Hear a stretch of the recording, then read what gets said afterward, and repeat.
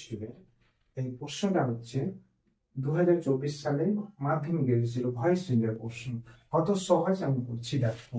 এটা হচ্ছে সাবজেক্ট, আরটা হচ্ছে হেল্পিং ভার্ব, স্টেজিংটা হচ্ছে ভার্বের 4 নম্বর ফর্ম, হচ্ছে প্রশ্নের অবজেক্ট।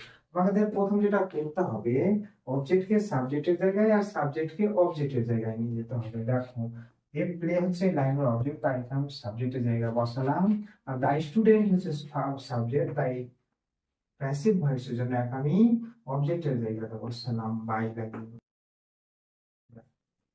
আর কি করতে হবে, যে হেল্পিং ভার্ব আছে, আর হচ্ছে 3 ভাই, তাই এখানে সিঙ্গুলার প্লুরাল ফর্ম ছিল তাই আর বসেছে, এখানে সিঙ্গুলার তাই এখানে ইজ বসাতে হবে।